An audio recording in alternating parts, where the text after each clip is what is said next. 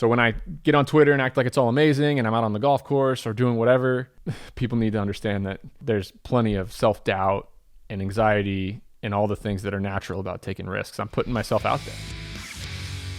Entrepreneurship is really a funny thing because in any business, when it's starting up, there's 300 decisions to make in the first year that are, minor, everywhere from sort of critical, how much is somebody going to make, to very critical, what services are we going to offer?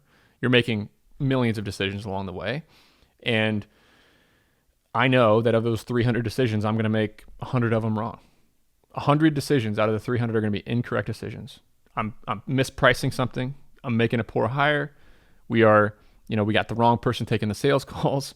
We got an unconverting landing page. And my job is to make the core key decisions right. Of those 300, there's 5 decisions that can make or break the company. And I got to get all 5 of those right.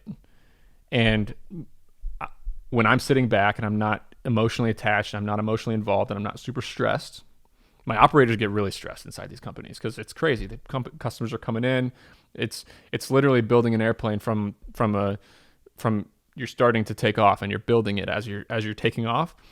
So my operators get really stressed, and I can tell that they're stressed, but me, I get to kind of sit back and make logical decisions with the North Star of saying, okay, hey, these things here, they matter, they're stressful, but they don't ultimately matter.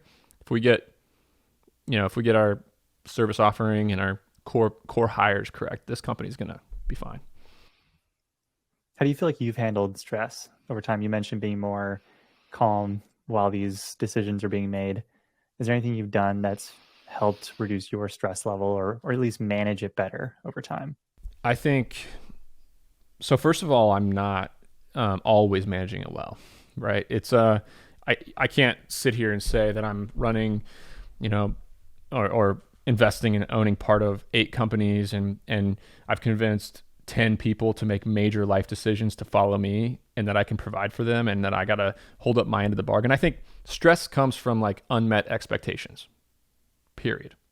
If I'm stressed about one of my operators, it's because they expect something out of me and I'm not delivering, or the business is not delivering. That's where it gets stressful. A customer expects something out of me and we can't deliver.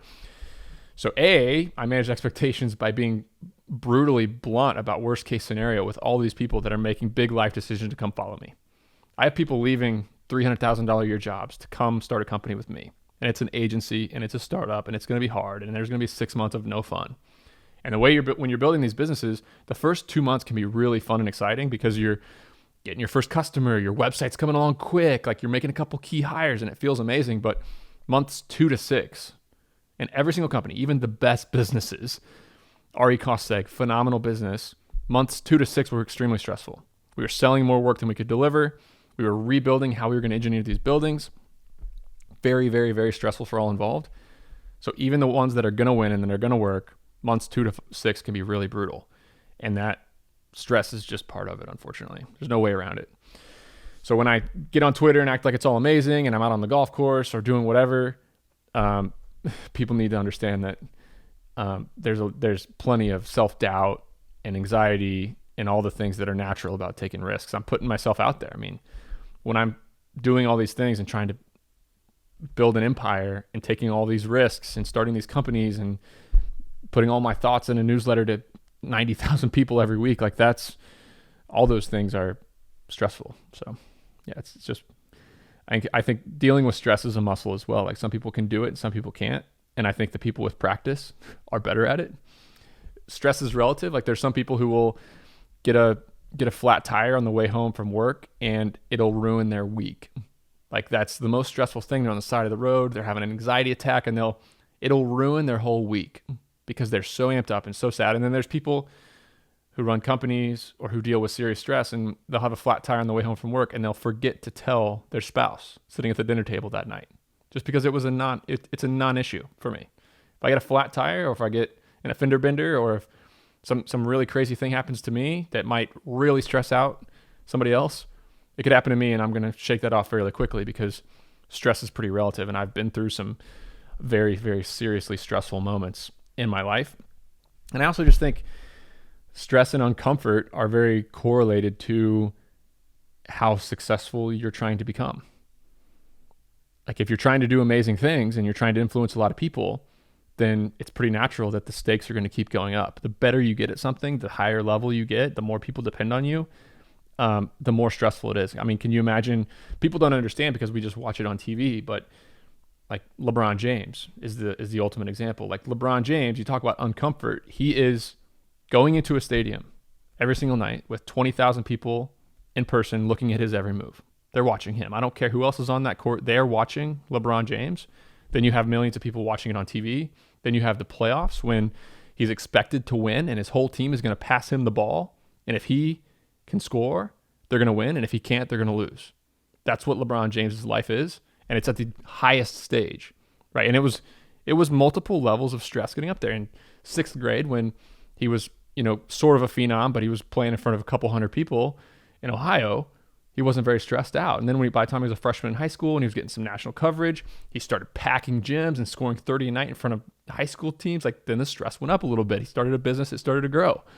Then you get on the level of, okay, I'm the best senior. I'm going to go number 1 overall in the NBA draft. I'm going to be the person on the floor as a 18-year-old kid who everybody's looking at. Just keeps getting more and more stressful. So I've kind of accepted that if I'm going to accomplish my goals, uncomfort and stress is going to be a major, major part of that. So if I can't deal with it, I better just back off. Big news, guys. I created a free PDF that details my method on how I analyze a self-storage facility and figure out what it's worth. Give me a pen, the back of a napkin, and a couple metrics, and I can figure out about what the property is going to be worth to me. If you want to download this PDF, click in the show notes, the first link, and you can give me your email address and you get a email right away with a 4-page PDF that outlines exactly how I think about underwriting or giving my initial analysis on a self-storage facility. Again, click the link in the show notes and you're going to get that document for free. Before you go, we have a new sponsor of the show, recostseg.com. And if you bought a piece of real estate, you need to get a cost segregation study done. It's what allows you to get all that sweet, sweet bonus depreciation, and it's how real estate investors like me and many others pay almost nothing in taxes on an annual basis. You can cost seg a single-family rental, a short-term rental, or a large commercial property. recostseg.com is affordable and aggressive and super fast to turn them around. They've done 10 plus cost segs for me this year. They're going to do many more for me. Visit recostseg.com to learn more.